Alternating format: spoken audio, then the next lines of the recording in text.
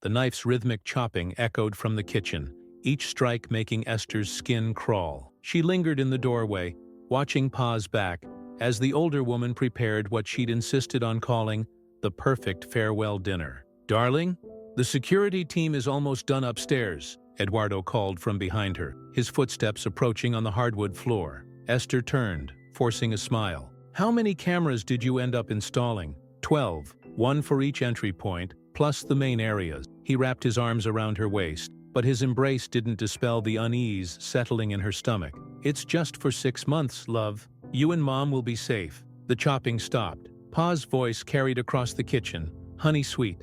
"Eduardo, my son, come taste this sauce. Tell me if it needs adjusting."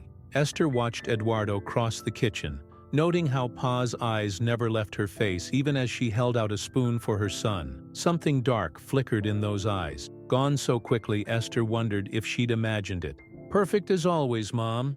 Eduardo kissed Pa's cheek. "Esther, dear." Pa held out a clean spoon. "You should try it too. I'm saving my appetite for dinner." Pa's smile tightened. "As you wish." The evening progressed like a play where everyone knew their lines except Esther. She sat at the elaborately set dining table, watching Pa serve Eduardo first, then hover over Esther's plate with unsettling attention. "Let me serve you personally, dear daughter-to-be." Pa's fingers brushed Esther's shoulder, lingering a moment too long. "It's a special recipe." The first bite hit Esther's tongue with an odd metallic undertone. She glanced at Eduardo, but he was savoring each mouthful, oblivious to her discomfort. "Is something wrong with the food?" Pa asked, her voice carrying an edge. "No, it's unique." Esther forced another bite, ignoring the strange tingling on her tongue. Halfway through the meal, the room began to spin. Esther gripped the edge of the table, her water glass trembling in her hand. "You look pale, dear," Pa observed, tilting her head.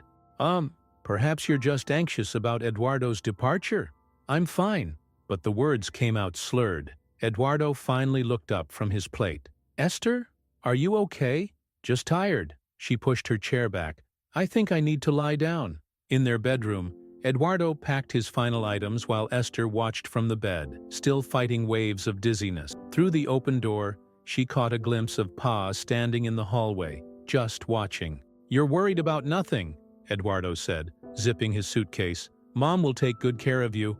Esther wanted to tell him about the metallic taste, the dizziness, the way Pa's eyes followed her every move. Instead, she said, "I'll miss you." He kissed her forehead. "It's just 6 months. What could possibly go wrong?" In the darkness later that night, Esther lay awake beside Eduardo's sleeping form. From somewhere in the house came the soft clink of glass against glass, followed by Pa's quiet footsteps moving through the shadows. Morning arrived with the rhythmic beeping of Eduardo's alarm. Esther watched him dress, still queasy from the night before, her stomach a tight knot of dread. "You don't have to drive me," Eduardo said, adjusting his tie.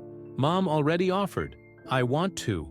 Esther forced herself up, ignoring the lingering dizziness. The thought of Eduardo leaving without her felt wrong, like surrendering something she couldn't name. The drive to the airport passed in tense silence. Pa sat in the back seat, humming softly, a melody that made Esther's skin crawl. At the departure terminal, Eduardo hugged his mother first. "Take care of Esther for me," he said. Pa's smile didn't reach her eyes. "No, I will." The moment Eduardo disappeared through security, something shifted in Pa's demeanor. Her shoulders straightened, her movements became sharper, more deliberate. "I'll drive us home," she announced, holding out her hand for the keys. "I'm perfectly capable." "Insist." The word cut through the air like a blade. The ride home felt longer, heavier. Pa took an unfamiliar route, her knuckles white on the steering wheel. When they finally pulled into the driveway, she turned to Esther with an unsettling smile. "Let's discuss some new house rules, shall we?" Inside, Esther headed straight for the security panel. The code she'd memorized yesterday didn't work. "Oh, I changed that this morning," Pa said from behind her. "For security purposes, of course." Eduardo agreed it was best if I managed the system. "When did he?" "I called him early.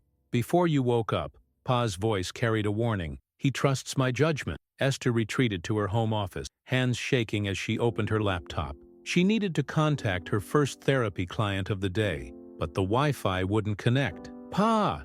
she called out. "The internet's down." Is it? Pa appeared in the doorway. How unfortunate. I'll have to call the company. Could take days to fix. The first wave of vertigo hit during her attempted phone session with a client. Esther gripped her desk, vision swimming. I'm sorry, can you repeat that? She managed, but her client's voice kept cutting out. Poor connection. Pa's voice floated from the hallway. These cell signals can be so unreliable. That night, Esther lay in bed, listening to strange sounds echoing through the house. Footsteps, whispers, the click of locks. She reached for her phone to call Eduardo, but the screen showed no service. A shadow passed under her door. Sleep well, dear daughter. Pa's voice drifted through the wood. We have so much time ahead of us. Esther pulled the covers tighter, remembering Eduardo's words. What could possibly go wrong? In the darkness, something glass clinked against glass, and Pa's soft laughter floated up the stairs. Can you hear me now, Sarah? Esther adjusted her phone's position for the 5th time, desperately trying to maintain connection with her client. The signal keeps. The call dropped. Again. From the kitchen below came the sound of Pa's humming, a discordant melody that seemed to follow Esther through every room of the house. Her laptop sat on the desk, screen dark and lifeless since yesterday's accident. She could still see Pa's false concern as she tripped all over the power cord, sending the device crashing to the floor. Oh dear, Pa had said, examining the shattered screen. How clumsy of me! A knock at her office door made Esther jump. Pa stood there, holding a steaming cup. Tea for your nerves, she said. You seem stressed. I'm fine. Esther watched Pa place the cup on her desk. Though it would help if the internet worked. The technician called. Parts are back ordered. Pa's smile tightened. Such a shame about your laptop, too. Eduardo always said you work too hard anyway. Esther waited until Pa's footsteps faded before opening her bottom drawer. The burner phone she'd hidden there showed no signal, just like her regular phone whenever she tried to call out. The security camera in the corner blinked its red light, then went dark. Technical difficulties. Pa's voice drifted up the stairs. I'll have someone look at those cameras next week. That evening, Esther picked at her dinner, watching Pa's every move. The older woman hadn't let her in the kitchen for days. Not hungry? Pa asked, eyes glinting. You've barely touched your food lately. I'm concerned about my clients, Esther said carefully. Without proper internet, perhaps this is a sign you need a break. Pa refilled Esther's water glass. Eduardo mentioned you've been working too much. When did he say that? Oh, we talk. Often. Pa's smile widened. He worries about you. You know, your stability. Esther's hand trembled as she reached for her glass. I need to use the landline to call him. It's not working either. Strange how these things happen all at once. Pa gathered the plates. Besides, he's in meetings all day. Best not to disturb him. Later, searching for any working phone in the house, Esther discovered every landline had been disconnected. In the kitchen, she found her cell phone's missing SIM card snapped in half. A noise from behind made her whirl around. Pa stood in the doorway watching. Looking for something? I know what you're doing, Esther said, backing away. Do you? Pa stepped closer. And what will you do about it? Who will believe you? The unstable woman who can't even maintain her therapy practice. Eduardo trusts me completely. Pa's voice hardened. I am his mother. You? You're just another woman who isn't good enough for my son. The security camera above them flickered and died. Oops, Pa whispered. Another technical difficulty. Esther retreated to her room, hands shaking as she tried her hidden phone one last time. No signal. Through the walls, she could hear Pa's footsteps circling, like a predator waiting to strike. The front door's deadbolt clicked shut before Esther could reach it. She'd waited until 3 a.m., packed a small bag, but Pa's voice froze her in place. Going somewhere, dear? Esther turned slowly. Pa stood at the top of the stairs, a dark silhouette against darker shadows. The older woman descended one step at a time, each footfall deliberate. I need some air, Esther managed. At this hour, Pa reached the bottom step. With a packed bag? How concerning. A glint caught Esther's eye. Looking up, she noticed a camera she'd never seen before, tucked into the corner molding. It wasn't one Eduardo had installed. Wondering about the extra security, Pa followed her gaze. A mother can never be too careful, especially with an unstable daughter-in-law in the house. I'm not... Maria, Pa called out, and the housekeeper appeared from the shadows. You saw how Ms. Esther was acting earlier, didn't you? So erratic. Maria nodded, avoiding Esther's eyes. Yes, Mrs. Pa. Very strange. Blood trickled from Esther's nose, sudden and warm. Her vision swam as she reached for the wall to steady herself. Oh dear. Pa moved closer. Another episode? You really should let me handle your medication. Through the dizziness, Esther fumbled with her phone, trying to type a coded message to her friend Claire. Help trapped Pa poison. The screen flickered and died before she could hit send. Looking for this? Pa held up a small router device. Signal jammers are such useful things. Eduardo's company makes them, you know. The next morning, a delivery truck arrived with Esther's new laptop. She watched from the window as Pa signed for it, then carried the box straight to her room. Such a shame, Pa said at dinner. The delivery man must have left it at the wrong house. Esther pushed her plate away, noticing a strange bitter taste in her food. In the bathroom later, she found her prescription bottles had been tampered with, the pills replaced with similar-looking ones. The cameras watched, all of them, even in places where Eduardo hadn't installed them. She counted 3 in her bedroom alone. Your friend Claire called, Pa mentioned casually the next day. I told her you were resting. She sounded worried. You're monitoring my calls. I'm protecting you. Pa's smile turned cruel. From yourself. That night, unable to sleep, Esther watched shadows dance across her ceiling. The cameras, red lights blinked in steady rhythm, like evil eyes in the dark. From somewhere in the house came the sound of Pa's voice, speaking softly on the phone. Yes, doctor, she heard. The symptoms are progressing exactly as planned. The screen pixelated, freezing on Dr. Matthews' concerned face. Esther, you don't look well, are you? The video feed cut out completely. Third session lost this week. Esther slumped in her chair, pressing a tissue to her nose as fresh blood trickled down. Her reflection in the dark computer screen showed more hair loss, clumps visible at her temples. The dizziness hadn't subsided in days. Haha, another nosebleed. Pa materialized in the doorway. I've left some iron supplements in your bathroom. You really should take them. Like the other pills you've been switching. The words slipped out before Esther could stop them. Pa's expression didn't change, but her eyes hardened. I don't know what you mean. Perhaps the stress is making you paranoid. Later, while Pa was occupied with her weekly bridge game downstairs, Esther sneaked into the master bathroom. Her hands trembled as she searched the medicine cabinet, finding bottles with labels that had been carefully peeled and reattached. A floorboard creaked behind her. The pharmacist called, Pa said softly. Such interesting questions he had about your prescriptions. Esther spun around, knocking a bottle into the sink. Pills scattered across the porcelain, some white, some a suspicious greenish tinge. What are you giving me? Only what you need. Pa stepped closer. What's necessary? That night, feverish and weak, Esther discovered the first vial while searching Pa's room. Small, amber-colored, with a label in Latin, hidden behind perfume bottles. More vials waited, an arsenal of elegant poison. She photographed them with her dead phone's camera, knowing the images would never send, hands shaking as she replaced everything exactly as she'd found it. Finding anything interesting? Pa's voice came from the hallway. Esther froze. I was looking for aspirin. In my private things? Pa entered, her nightgown flowing like a ghost's shroud. How rude. Eduardo would be so disappointed. Eduardo would be horrified if he knew what? That his unstable fiancée is having paranoid delusions? Pa's smile turned vicious. Who do you think he'll believe? His loving mother, or the woman going through a mental breakdown? The next morning, Esther caught a glimpse of a leather-bound book under Pa's arm as she hurried to her room. A diary, perhaps. The same one she'd seen Pa writing in late at night, muttering about dosages and timing. During another failed therapy session, her client gasped, Esther, your hair. She touched her scalp, feeling more loose strands come away.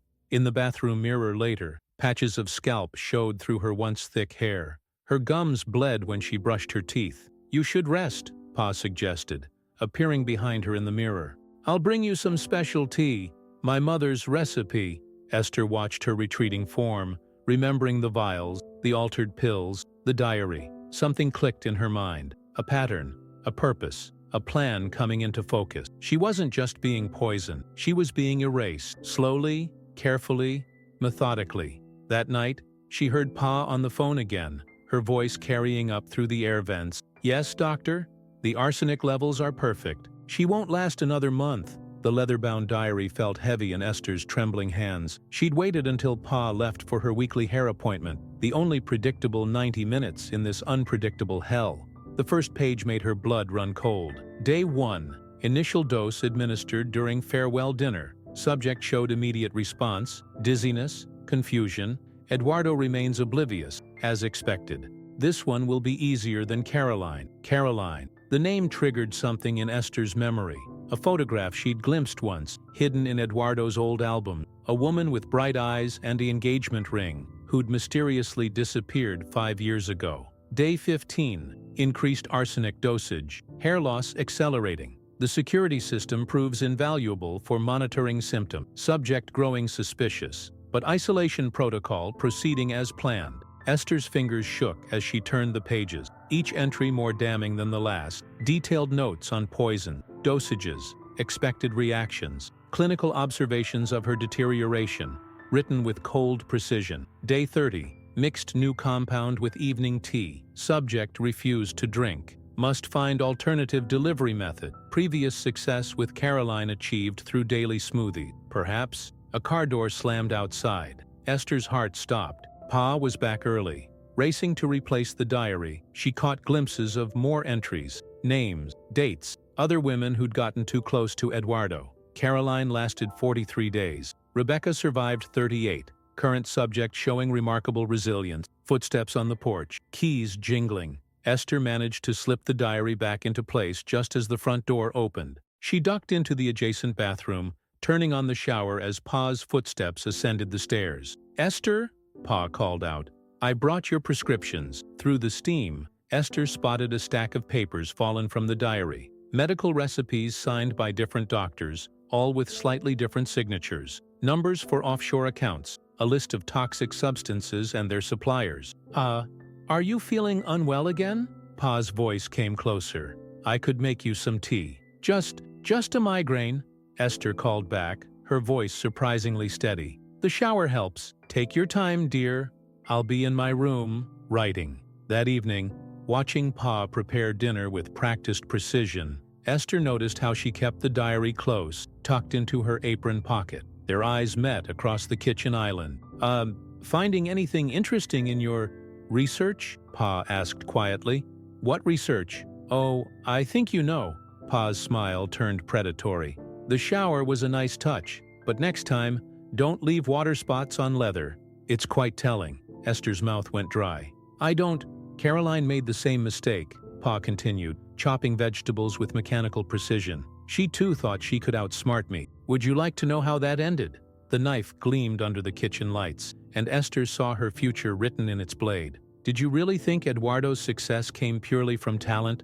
Pa's voice cut through the silence of their morning coffee ritual. 3 weeks had passed since the diary discovery, each day a careful dance of pretense. Esther's hand froze midway to her cup. "Now, what do you mean?" "Those early contracts that launched his startup." Pa stirred her tea methodically. "The competitors who mysteriously backed out?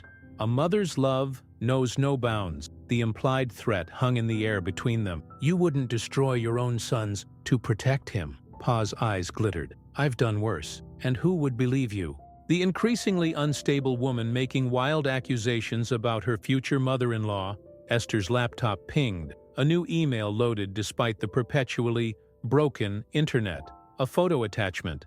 Eduardo shaking hands with a man, both smiling. The timestamp showed last week. "That's James Chen," Pa said softly. "Eduardo's biggest investor. Such a shame about his severe peanut allergy. One mistake at a business dinner could ruin everything." "You're insane." "I'm thorough."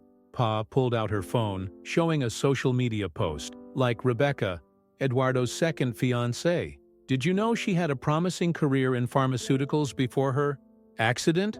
The post showed a younger woman, bright-eyed and professional, standing outside a research facility. The date? 3 years ago. "Ah, what happened to her?" "Official report says lab accident. Toxic exposure." Pa's smile didn't reach her eyes. She was investigating some interesting chemical compounds, got too close to certain truths. Esther's phone buzzed. Her first notification in weeks. A response from Rebecca's sister, sent to her secret email account. Don't trust the official story. The security cameras failed that night, just like they did with Caroline. The cameras in the East Wing went down again, Pa mentioned casually. Third time this week. Technology can be so unreliable. That night, Esther lay awake, connecting dots. The systematic isolation, the convenient technical failures, the trail of destroyed women. Her laptop blinked to life. Another forced email from Paa. Security footage from Eduardo's office, dated yesterday. He looked worried, checking his phone.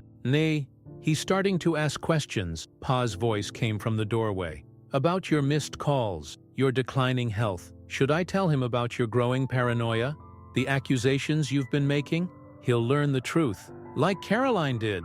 Pa stepped into the room. Poor dear. She thought evidence would save her too. But dead women tell no tales. The security camera's red light blinked once and went dark. Oops, Pa whispered. Another technical difficulty? We should really get those fixed, eventually. In the darkness, Esther heard the soft click of a bottle being opened and knew her time was running out. Thunder rolled across the darkened sky as Esther faced Pa in the kitchen.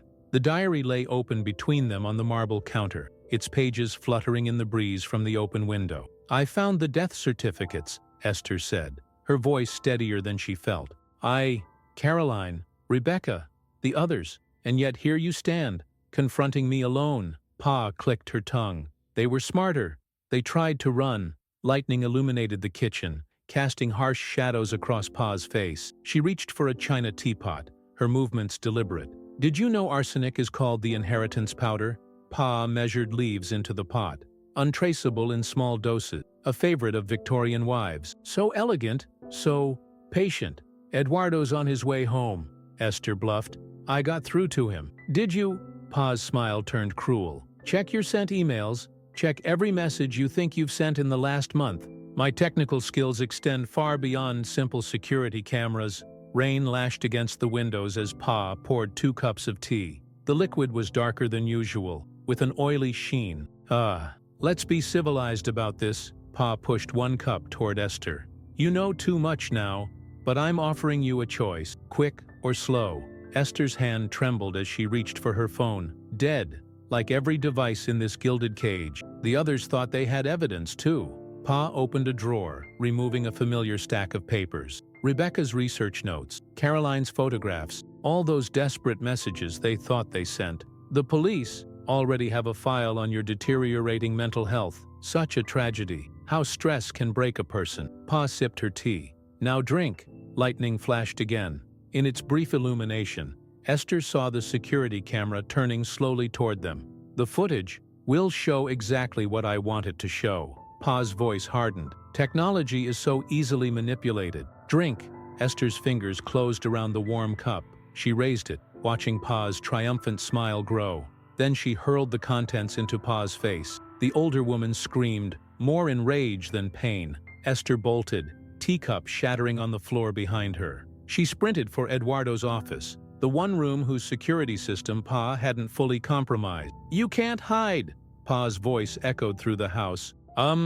Ask Caroline how this ends. Esther slammed the office door, engaging the manual locks Eduardo had insisted on. Outside, Pa's footsteps approached, unhurried, confident. I protected him from them, and I'll protect him from you, Pa called through the door. A mother's duty never ends. Rain pounded against the windows as Esther powered up Eduardo's emergency satellite phone, the one even Pa didn't know about. The first message sent just as the door hinges began to splinter. Lightning split the sky as Pa's shoulders slammed against the office door. The antique wood groaned, decades-old joints threatening to give.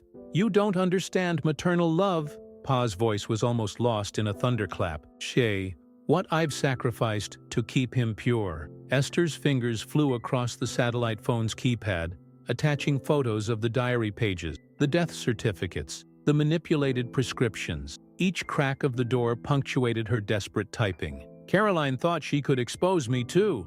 Another slam. Want to know her last words? The door's hinges screamed. Esther hit send moments before the wood splintered, and Pa burst through with wild eyes and tea-stained clothes. Modern women, she spat, advancing with measured steps. Always thinking you're worthy of my son. Always needing to be removed. I sent everything, Esther backed toward the window, to Eduardo, to the police, to my lawyer. Lightning illuminated a silver glint in Pa's hand, a syringe filled with amber liquid.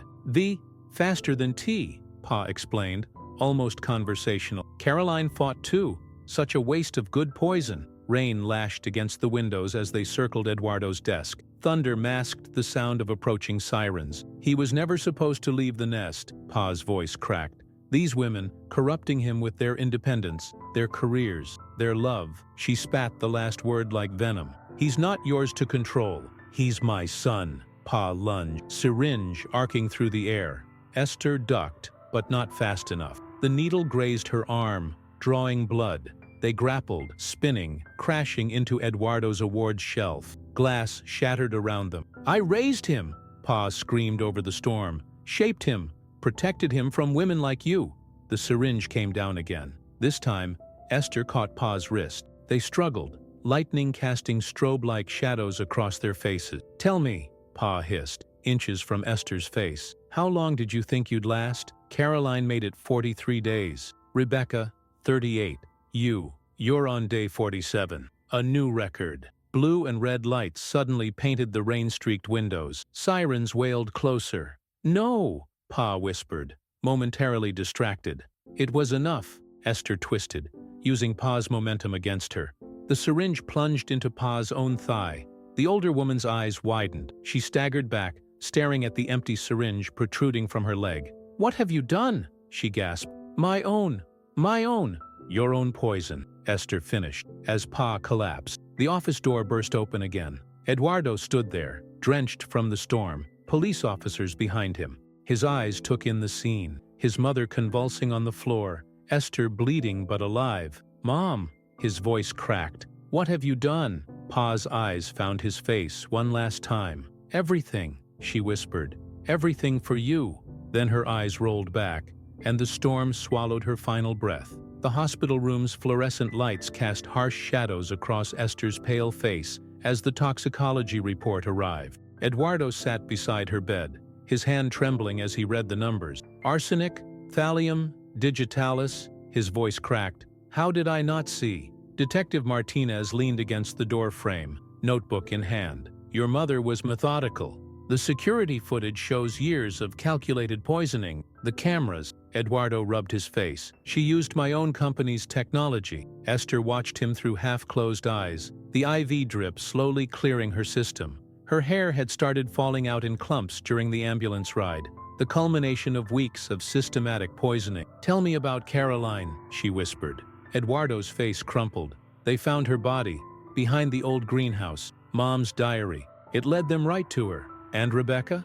The lab accident wasn't an accident. Detective Martinez flipped through his notes. We're exhuming her body for testing. The patterns match. A nurse entered to check Esther's vitals, frowning at the numbers, still elevated. The damage to your system was extensive. Will she recover? Eduardo's voice cracked. Eventually, but some effects might be permanent. The word hung in the air between them. Permanent, like the graves being uncovered. Like the truth destroying everything they thought they knew. There were others, Detective Martinez continued softly. Before Caroline, we're finding connections across 3 states, different names, same methodology. Eduardo stood abruptly, pacing the small room. Every girlfriend in college who suddenly transferred, every business partner who mysteriously backed out, it was all her. The diary details everything. The detective hesitated. She kept trophies. A lock of hair from each victim, photos of their final days. Esther closed her eyes, remembering Pa's words during that final confrontation. Everything for you, sir? A younger officer appeared in the doorway. They found something else at the house, a hidden room, behind the wine cellar. You should see this. Eduardo squeezed Esther's hand before following them out. Through the open door, she heard fragments of conversation. Surveillance equipment, decades of records. Complex network of... When he returned, Eduardo looked decades older. She had files on everyone, every woman I ever dated, background checks, medical histories, potential weaknesses. The perfect murder weapon, Detective Martinez added. A mother's love turned toxic. The heart monitor beeped steadily as silence filled the room. Outside, reporters gathered, hungry for details of the socialite mother who poisoned her son's fiancés. "The house is yours now," Eduardo said quietly. "Both properties, all her assets. She left everything to me, and I'm signing it all over to you. I don't want—" "Please," his voice broke. "Let me try to make something right out of all this wrong." Detective Martinez cleared his throat. "We'll need both of you to testify. There will be investigations, trials, but she's gone," Esther whispered. "It's over." Eduardo touched her thinning hair gently. "The poison's gone. The damage remains." Through the window, storm clouds gathered again over the city, promising more rain. The courthouse steps loomed before Esther, a mountain of marble and justice. 6 months had passed since that stormy night. Her hair was growing back in patches, her body slowly rebuilding itself. "You don't have to do this," Eduardo said softly, helping her up the steps. Her legs still shook sometimes, another lingering gift from Pa's cocktail of poisons. "Yes, I do. For Caroline, for Rebecca, for all of them." Inside, the courtroom buzzed with whispered conversations. Journalists filled the back rows, while the front bench held a line of women Esther had come to know through case files and exhumation reports. Sisters, mothers, friends of the fallen. The prosecutor, Sarah Chen, approached as they took their seats. "They found another body yesterday. Ashley Porter, 2012. Same compound traces." Eduardo's hand tightened on the armrest. "How many?" 14 confirmed. "Maybe more."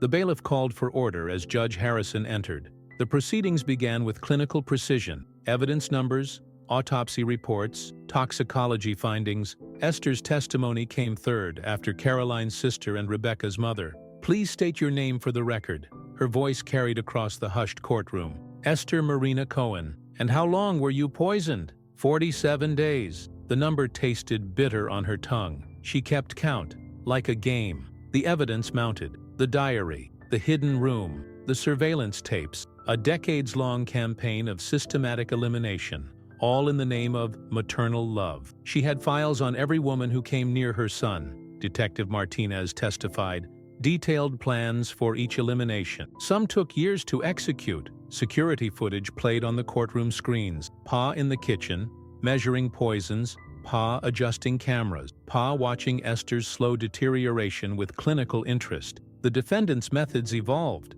the forensic expert explained. Early victims showed crude poisoning. Later ones, like Miss Cohen, received precise, customized combination. Eduardo testified last, his voice hollow. She taught me to check for cameras, to secure communications, to protect myself, all while using those same lessons to—" He couldn't finish. The verdict took 2 hours, guilty on all counts. Judge Harrison's voice cut through the silence. The premeditation, the sophistication, the sheer number of victims. This court sentences the deceased Pa Thaksin to posthumous conviction of 14 counts of first-degree murder, 1 count of attempted murder. The list continued. Each charge another life destroyed by toxic love. Outside, rain fell again. Rebecca's mother touched Esther's arm as they left. "Thank you," she whispered, "for surviving, for telling the truth." Eduardo stared at the falling rain. What do we do now?" Esther watched the reporters gathering, hungry for statements about the Black Widow mother, the poison matriarch, the death keeper of Pine Avenue. "We heal," she said simply. "We remember. We live." The rain washed down the courthouse steps, carrying away the last echoes of Pa's legacy. The waves crashed against the shore, their rhythm matching Esther's heartbeat as she stood before the full-length mirror. Her wedding dress caught the morning light, as did the new growth of hair finally long enough to style. "Ready?" Claire asked, adjusting the veil. Through the beach house window, Esther could see the ceremony setup, simple white chairs on golden sand, far from the shadows of the old mansion. They'd sold it months ago, donating the proceeds to a foundation for poison survivors. "Different from what Pa planned," Esther said softly. "That's the point." The guests were few but significant. Caroline's sister, Rebecca's mother, survivors and family members united by shared trauma and healing. Detective Martinez sat near the back, his case files finally closed. Eduardo waited at the makeshift altar, the ocean his backdrop. His eyes found hers as the music began. Not the traditional march Pa had insisted on, but a gentle guitar melody. Esther's steps were steady now, her body stronger. The doctors said some effects would linger, occasional tremors, sensitivity to certain foods, but she had survived, thrived, even. The officiant, Rebecca's aunt, began the ceremony with words of resilience rather than tradition. Love, true love, survives all poison. During the vows, a monarch butterfly landed on Esther's bouquet. Eduardo's voice caught at the sight. "Ah, Caroline loved butterflies," he whispered. "I know," Esther smiled. "That's why we released them at her memorial. Their rings were new, melted down from the old engagement ring Pa had passed down. The one they'd discovered had belonged to her first victim."